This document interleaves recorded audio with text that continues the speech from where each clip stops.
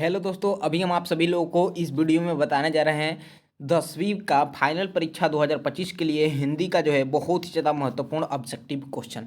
तो वीडियो को आप लोगों से रिक्वेस्ट करेंगे कि शुरू से लेकर अंत तक आप लोग जरूर देखिएगा। चैनल पर नए होंगे तो चैनल को आप लोग जरूर सब्सक्राइब कर लीजिएगा और घंटी को दबा लीजिएगा प्यारे साथियों। ठीक है, तो चलिए आइए हम लोग वीडियो को स्टार्ट करते हैं और देखते हैं मैं दसवीं फाइनल परीक्षा 2025 के लिए बहुत ज़्यादा इंपॉर्टेंट ऑब्जेक्टिव क्वेश्चन हिंदी का। ठीक है, चलिए पहला क्वेश्चन है कि भारत में जाति प्रथा का मुख्य कारण क्या है। तो ये क्वेश्चन जो है ये एकदम आएगा, आपको मैं ये दावा दिला सकता हूँ, क्योंकि हर साल ये क्वेश्चन पूछता है कि भारत में जाति प्रथा का मुख्य कारण क्या है। तब बेरोजगारी है, ये आप सब लोगों को पता ही है। ठीक है, चलिए तब पहला का राइट आंसर ए हो जाएगा। ठीक है, चलिए अब 2 नंबर यहाँ पे क्वेश्चन हम लोग देखते हैं। 2 नंबर क्वेश्चन है वो क्या है कि बाबा साहेब भीमराव अम्बेडकर का जन्म कहाँ कब हुआ। ठीक है, बाबा साहेब भीमराव अम्बेडकर का जन्म कब हुआ, तो याद कर लीजिए 14 अप्रैल 1891 ईस्वी में हुआ था। कब हुआ था? 14 अप्रैल 1891 ईस्वी में। ठीक है, चलिए 3 नंबर क्वेश्चन को देखिएगा। अब 3 नंबर क्वेश्चन कहता है कि बुद्ध एंड हिज धामा के लेखक कौन है। तो बुद्ध एंड हिज धामा के जो लेखक हैं वो हैं आपके भीमराव अम्बेडकर जी। कौन है जी? भीमराव अम्बेडकर। 3 का राइट आंसर बिल्कुल सी हो जाएगा। अब आइए अगला क्वेश्चन यहाँ पे हम लोग देखते हैं। अगला क्वेश्चन क्या है जी, देखिएगा। नेक्स्ट है 20 किताब शीर्षक पाठ की विद्या है। तो 20 किताब शीर्षक पाठ की जो विद्या है वो कहानी है। क्या है जी? कहानी। 4 का राइट आंसर बिल्कुल बी हो जाएगा। ठीक है, अब अगला क्वेश्चन देखिएगा। 5 नंबर नलिन बिलोचन शर्मा का जन्म कहाँ हुआ था। तो नलिन बिलोचन शर्मा जी का जो जन्म हुआ था ना, वो देख लीजिए सिमरिया ऑप्शन दिया है तो ये गलत है। सिमरिया में नहीं हुआ था। कहाँ हुआ था? पटना में हुआ था। नलिन बिलोचन शर्मा जी का जन्म पटना में हुआ था। पटना, ठीक है, बिहार की जो राजधानी है पटना, वहीं हुआ था। ठीक है जी, चलिए अगला क्वेश्चन आपका आ जाता है कि सेन साहब की कार की कीमत है। कर लिखा है लेकिन टाइपिंग यहाँ पे मिस्टेक हो गया है। कर की जगह पे कार कर लीजिएगा आप लोग। ठीक है, सेन साहब की कार की कीमत है। तो सेन साहब की जो कार की कीमत जो थी वो क्या थी? 7,500। कितना जी? 7,500, 7,500 रुपया। ठीक है जी, चलिए नेक्स्ट क्वेश्चन हम लोग देखते हैं। अगला क्वेश्चन है 7 नंबर कि किस गवर्नर जनरल के समय 172 दारिश नामक सोने के से भरा घड़ा मिला था। ठीक है, तो वारेन हेस्टिंगस। किस गवर्नर जनरल के समय? तो वारेन हेस्टिंगस जनरल गवर्नर के समय 172 दारिश नामक सोने से भरा घड़ा मिला था। ठीक है, कब कब जी? वारेन हेस्टिंगस के समय में। ठीक है, याद रखिए ये भी क्वेश्चन बहुतों बार पूछा गया है आपके एग्जाम में। तो ये आपका बोर्ड मॉडल क्वेश्चन है। ठीक है जी, मतलब कि बिहार बोर्ड आपका मॉडल ये क्वेश्चन है, आपका इंपॉर्टेंट क्वेश्चन है बहुत ज़्यादा। ठीक है, चलिए आइए अगला क्वेश्चन हम लोग देखते हैं। नेक्स्ट 8 नंबर क्वेश्चन है कि मैक्स मुलर का जन्म कब हुआ था। तो मैक्स मुलर जी का जन्म 1823 ईस्वी को हुआ था। कब हुआ था? 1823 ईस्वी को, याद कर लीजिएगा। 8 का बिल्कुल राइट आंसर ए हो जाएगा। ठीक है, चलिए आइए अगले क्वेश्चन की तरफ बढ़ते हैं। अगला क्वेश्चन है 9 नंबर, देखिएगा। हजारी प्रसाद द्विवेदी ने निर्लज अपराधी किसे कहा है। तो हजारी प्रसाद द्विवेदी जी ने नाखून को निर्लज अपराधी कहा है। किसको जी? नाखून को। एक चीज़ अभी बताते हैं, वीडियो के डिस्क्रिप्शन में हमारे व्हाट्सएप ग्रुप का आप लोग का लिंक मिलेगा। ठीक है, व्हाट्सएप ग्रुप का, तो फटाफट आप लोग जाइए, वीडियो के डिस्क्रिप्शन में लिंक है, उस पर क्लिक करके आप लोग व्हाट्सएप ग्रुप में जुड़ जाइए। व्हाट्सएप ग्रुप में जुड़ना आप लोग को बहुत ही ज़्यादा हेल्प होगा वहाँ से। ठीक है, और बहुत ज़्यादा जरूरी भी है जुड़ना। वहाँ पे जो है PDF वगैरह आप लोगों को मिलता है, एग्जाम में कैसे तैयारी करना है, कब क्या होगा, हर एक चीज़ समझिए। न्यूज बिहार बोर्ड से का जो भी न्यूज आता है, आपका जो भी जानकारी आती है, सब कुछ वहाँ पे सबसे पहले मिल जाता है। तो आप लोग हमारे व्हाट्सएप ग्रुप में भी जुड़ जाइएगा। वीडियो के डिस्क्रिप्शन में नीचे लिंक दिया गया है। ठीक है, सब लोग जाइए और व्हाट्सएप ग्रुप में जुड़ जाइए। ठीक है, चलिए आइए अब हम लोग 10 नंबर क्वेश्चन को पढ़ते हैं। 10 नंबर क्वेश्चन देखिएगा क्या है। कहता है हजारी प्रसाद द्विवेदी का जन्म कब और कहाँ हुआ। तो हजारी प्रसाद द्विवेदी जी का जो जन्म है ना, वो 1907 ईस्वी में हुआ था और दुबे छपरा बलिया में हुआ था। कहाँ? देखिएगा, एक ही क्वेश्चनों में 2 क्वेश्चन पूछ दिया है। हजारी प्रसाद द्विवेदी जी का जन्म कब और कहाँ हुआ। कब? तो 1907 में हुआ था। और कहाँ हुआ ये पूछा है, तो दुबे छपरा बलिया। दुबे छपरा बलिया। ठीक है, याद रखिएगा। चलिए ये भी क्वेश्चन आपके एग्जाम में जो है वो कईयों बार पूछा है। ठीक है, तो जितना हम बता रहे हैं ना प्यारा साथियों, यहाँ पे हमारे चैनल पे वही चीज़ बताया जाता है जो आप लोगों को जो है, जो रिपीटेड क्वेश्चन है, जो आने वाला है। ठीक है, वो ऐसे बिल्कुल भी दूसरा कुछ नहीं है। ठीक है, तो देखिए जी, ये जितना क्वेश्चन हम आप लोगों को लेकर आए हैं हिंदी का, यहाँ पे ये सब रिपीटेड क्वेश्चन है, यानी कई बार पूछा गया क्वेश्चन है, तो आने का चांसेस आपका बहुत ज़्यादा बनता है। ठीक है, तो आप लोग अच्छी तरीके से वीडियो को देखकर सभी क्वेश्चन को याद कर लीजिए जी। ठीक है, और अपने दोस्तों में भी शेयर कीजिएगा आगे। ठीक है, चलिए आइए यहाँ पे देखते हैं 11 नंबर क्वेश्चन क्या कहता है। बहादुर शीर्षक कहानी की निर्मला कौन थी। तो तो बहादुर शीर्षक कहानी की जो निर्मला थी वो कौन थी जी? तो लेखक की पत्नी थी। किसकी? लेखक की पत्नी। ठीक है, 11 का राइट आंसर बिल्कुल भी हो जाएगा, लेखक की पत्नी। चलिए नेक्स्ट क्वेश्चन है कि बहादुर को लेकर कौन आया था? तो बहादुर को लेकर जो है ना वो लेखक का साला आया था। कौन आया था? लेखक का साला आया था। 12 का राइट आंसर बिल्कुल भी हो जाएगा।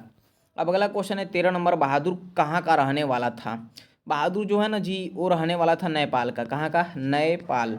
बहादुर कहाँ का रहने वाला था? नेपाल का। ये क्वेश्चन का आंसर तो हमें लगता है कि सब लोग बुक को पढ़े होंगे तो पता ही होगा। ठीक है, चलिए नहीं तो जितना क्वेश्चन आपको यहाँ पे हम दिखा रहे हैं बता रहे हैं सब क्वेश्चन को एकदम याद करते चलिए आप लोग।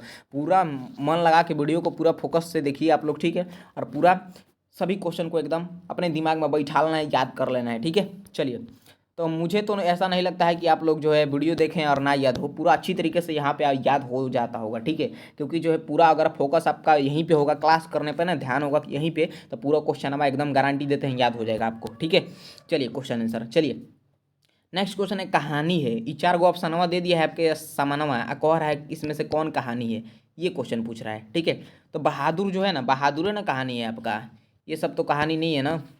ठीक है, तो बहादुर आपका बी 14 का राइट आंसर हो जाएगा। ठीक है, चलिए अगला क्वेश्चन देखिएगा यहाँ पे 15 नंबर, रामविलास शर्मा का जन्म कब हुआ था? तो रामविलास शर्मा जी का जो जन्म है ना वो कब हुआ था जी? तो आपको बता देते हैं, बिल्कुल याद कर लीजिए आप लोग, हाई लीजिए 1912 ईस्वी में। कब जी? 1912 ईस्वी में रामविलास शर्मा जी का जन्म हुआ था, 1912 ईस्वी में, याद रखिए। ठीक है, अगला क्वेश्चन देखिए।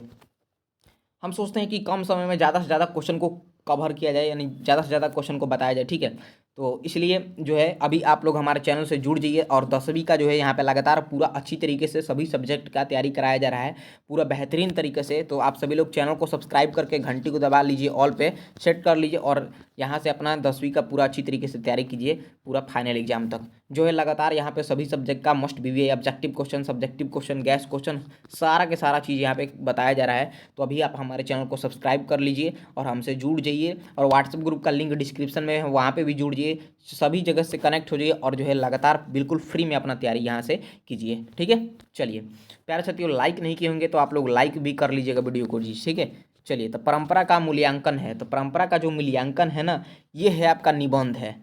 क्या है? निबंध है, और ये भी क्वेश्चन जो है इंपॉर्टेंट है, पूछता है परंपरा का मूल्यांकन है, निबंध है, कहानी है, नाटक है, उपन्यास, तो निबंध है। ठीक है, चलिए नेक्स्ट क्वेश्चन देखिए, किसने सोवियत संघ पर आक्रमण किया? किसने सोवियत संघ पर आक्रमण किया जी? किसने? हिटलर ने। कौन जी? हिटलर। ऑप्शन नंबर बी 17 का बिल्कुल सही उत्तर हो जाएगा। अगला देखिएगा 18 नंबर, पंडित बिरजू महाराज किस घराने के वंशज थे? तो पंडित बिरजू महाराज जो हैं वो लखनऊ घराने के वंशज थे। ठीक है, वंशज, बिल्कुल 18 का राइट आंसर बी हो जाएगा।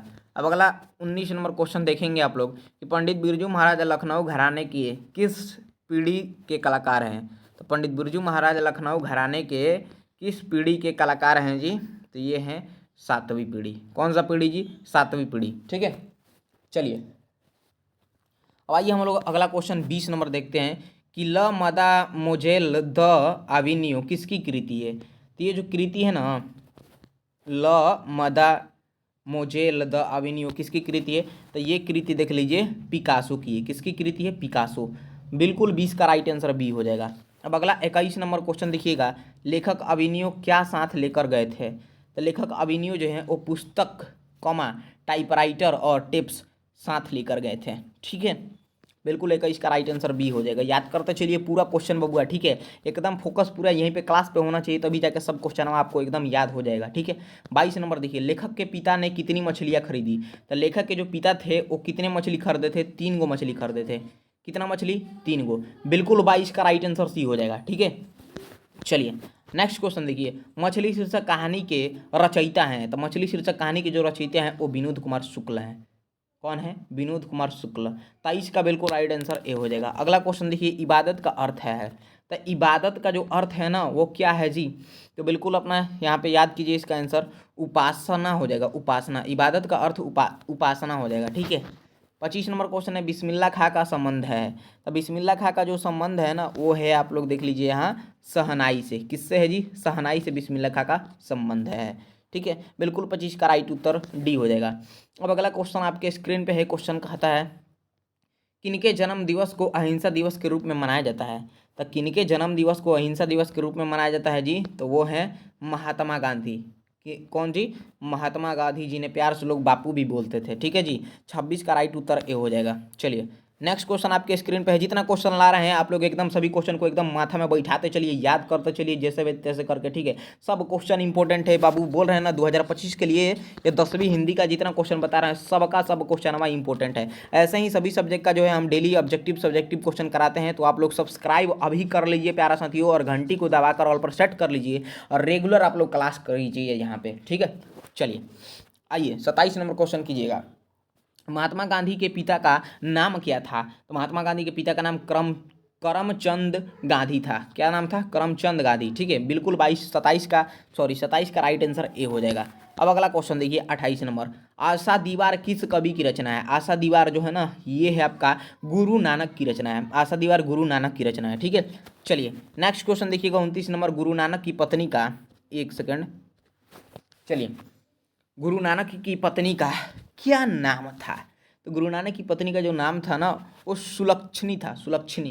यहाँ पे 29 का बिल्कुल सही उत्तर ए हो जाएगा, ठीक है।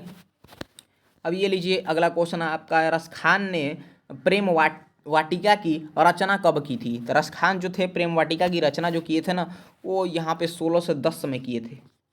रसखान ने प्रेम वाटिका की रचना कब की? 1610 ईस्वी में, ठीक है। चलिए अगला क्वेश्चन देखिए। सवैया एवं छंद के सिद्ध कवि थे। सवैया एवं छंद के सिद्ध कवि थे, रसखान थे। कौन थे? रसखान।